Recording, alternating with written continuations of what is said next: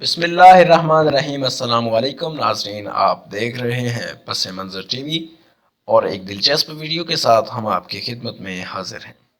ناظرین، لکھائی اور آپ کے دستخط آپ کی شخصیت کا راز بتاتے ہیں۔ دنیا میں ہر شخص کی لکھائی ایک دوسرے سے مختلف ہوتی ہے، لیکن کیا آپ نے سوچا ہے کہ لکھائی کا انداز آپ کے بارے میں بہت کچھ بتا سکتا ہے؟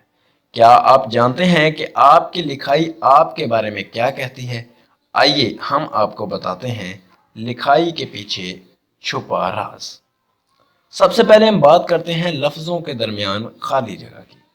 لکھتے وقت آپ ہر لفظ کے درمیان کتنی جگہ چھوڑتے ہیں؟ جو لوگ لفظوں کو لکھتے ہوئے درمیان میں زیادہ جگہ چھوڑتے ہیں وہ آزاد پسند اور خود مختار ہوتے ہیں، جبکہ اس کے برعکس وہ لوگ جو لفظوں کا درمیانی فاصلہ کم رکھتے ہیں انہیں دوسروں کے ساتھ رہنا زیادہ پسند ہوتا ہے۔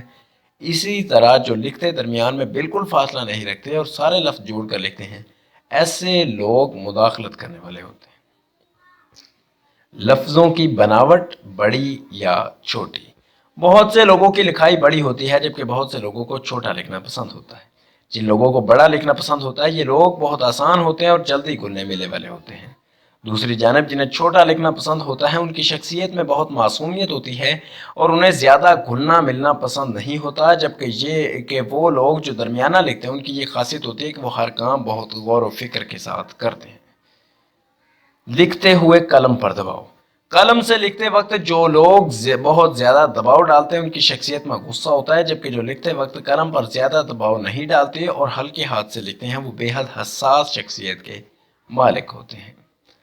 انگریزی لفظ آئی لکھنے کا انداز۔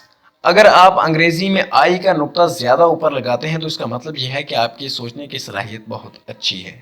لکھائی کے ماہرین کے مطابق جو لوگ آئی کا نقطہ بہت جوڑ کر لگاتے ہیں ان کی شخصیت بے حد منظم ہوتی ہے، جبکہ آپ اگر آئی کا نقطہ گول لکھتے ہیں تو اس کا یہ مطلب ہے کہ آپ کی شخصیت میں بچپنا ہے۔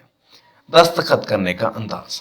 جس شخص کے دستخط سمجھنے میں آسان ہوتے ہیں یا واضح ہوتے ہیں تو ایسا شخص بہت پر اعتماد ہوتا ہے۔ اس کے برعکس جس شخص کے دستخط سمجھنا مشکل ہوتا ہے اور وہ واضح نظر نہیں آتے تو ایسا شخص اپنے آپ میں رہنے والا ہوتا ہے اور انہیں سمجھنا بہت مشکل ہوتا ہے۔